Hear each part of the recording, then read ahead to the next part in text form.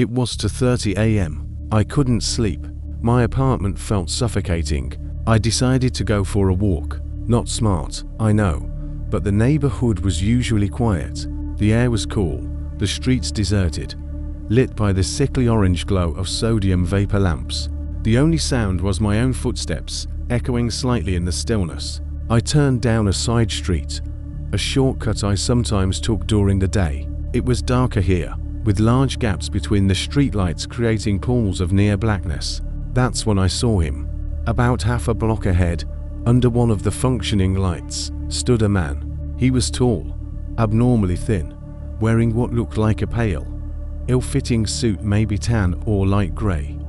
It was hard to tell in the light. It hung off his frame, had lost a drastic amount of weight, but it wasn't his clothes or his build that froze the blood in my veins. It was his face.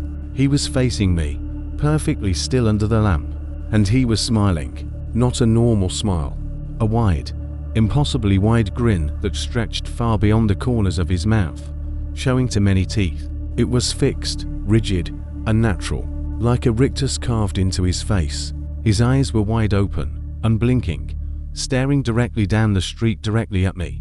They seemed to catch the light in a way that made them look unnaturally bright, almost reflective.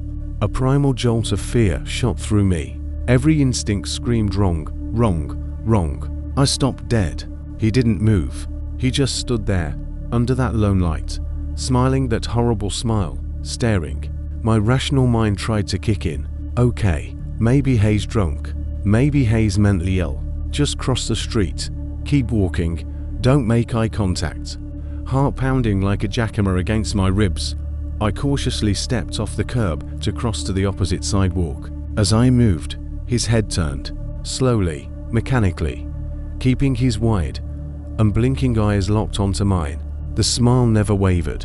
Not a muscle in his face moved except for the rotation of his head. Panic started to bubble up. This wasn't right. This wasn't human. I quickened my pace, now fully on the other side of the street, putting 2 lanes of asphalt between us. I kept my eyes forward, focused on the next block, praying he'd just be gone when I looked back, but I could feel his gaze burning into the side of my head. After about 20 paces, I couldn't stand it anymore. I had to know. I glanced back.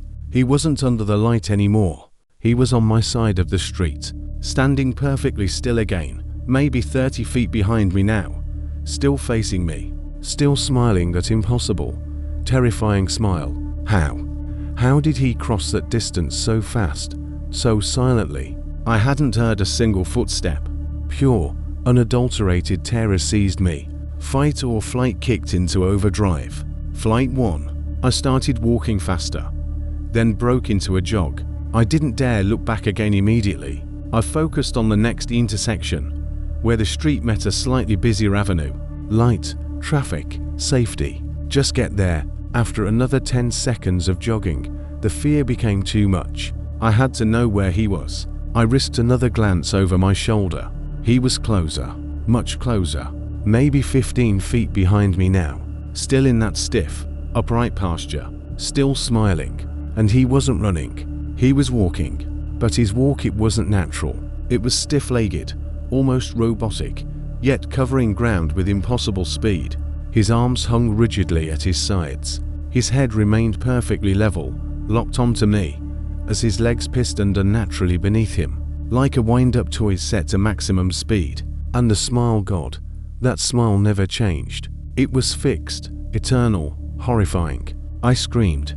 I didn't mean to, it just ripped out of me. A raw sound of pure terror. I turned and sprinted like I've never sprinted before. My lungs burned. My legs screamed. I didn't care. I had to get away from that thing. I hit the intersection. A car was thankfully stopped at the red light. I slammed my hands onto the hood, gasping, wild-eyed, screaming at the driver, "Help me, please, call the police. There's a man." I pointed frantically back down the dark street. It just fled. The driver, a middle-aged man, looked startled, then concerned. He rolled down his window. What man? Are you okay? He's back there. He was chasing me. Tall, thin, smiling. Oh God, the way he moved. I was babbling, hyperventilating. I turned to look back down the street, expecting to see that stiff-legged horror emerging into the intersection. The street was empty, completely empty.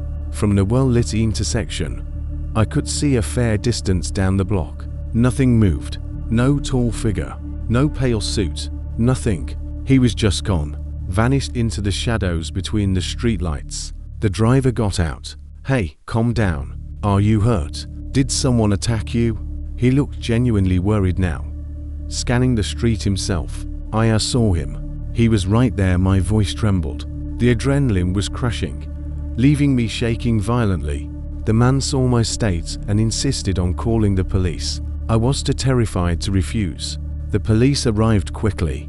2 officers. I told them everything, stammering, probably sounding completely insane. They took notes, asked for a description, and drove me slowly down the street he'd been on, shining spotlights into alleys and driveways. Nothing, absolutely nothing. They found no one matching the description. They were professional, but I could see the skepticism in their eyes. Sleep deprivation, stress, hallucination. They suggested I go home and rest. The driver offered me a lift back to my apartment building. I accepted numbly. I couldn't stop shaking. That smile, that unnatural walk burned into my brain.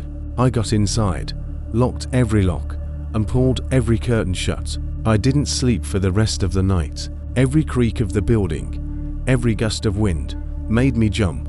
I kept seeing his face in the shadows. Here is the part that chills me to the bone years later. The part that confirms it wasn't just my imagination. About a week after the incident, still jumpy, but trying to move on, I was talking to Mrs. Gable, the elderly lady who lived in the apartment below mine. She was friendly, always watering her plants on her tiny balcony. Casually, trying to sound nonchalant, I mentioned the weird guy I'd seen late one night the week before, describing him briefly: tall, thin, pale suit, acting strange. Mrs. Gable froze. The color drained from her face. She set her watering can down with a trembling hand. "Oh dear God," she whispered. "You saw him too?" My blood ran cold. "What? You've seen him?" "Last month," she said, her voice barely audible. "Late, like you." I couldn't sleep. Was looking out my kitchen window towards the alley. He was standing under the streetlight at the alley's mouth, just standing there, smiling that awful smile, like his face was stuck. I thought I was having a stroke. Then she shuddered. He moved, not like a person, jerky, stiff, but so fast. He just darted sideways into the alley, gone, like a spider. I didn't sleep 4 days. We never spoke of it again after that day.